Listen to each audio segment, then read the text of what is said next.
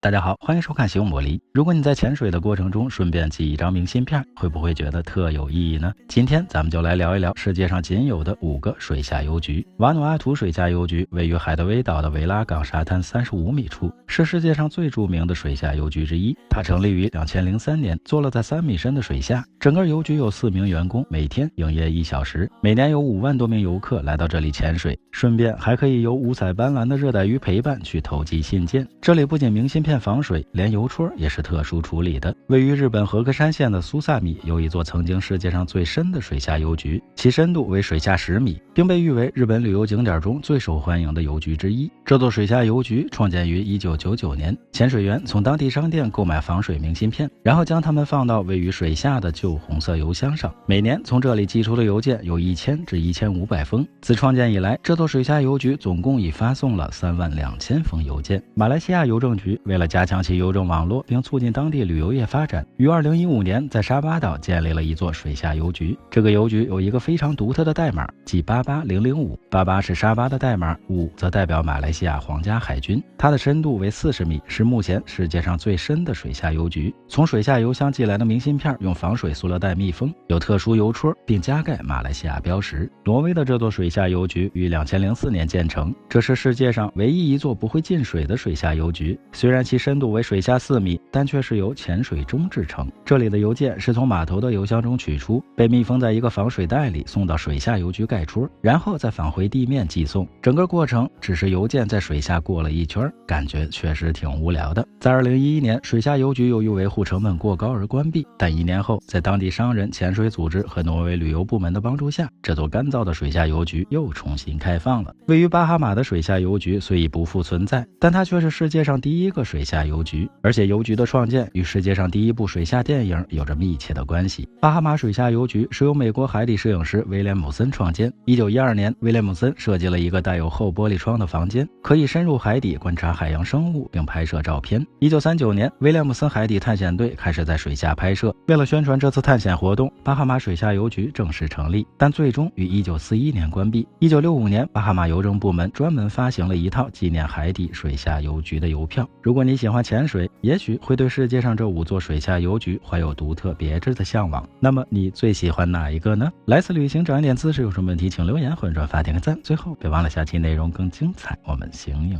不离。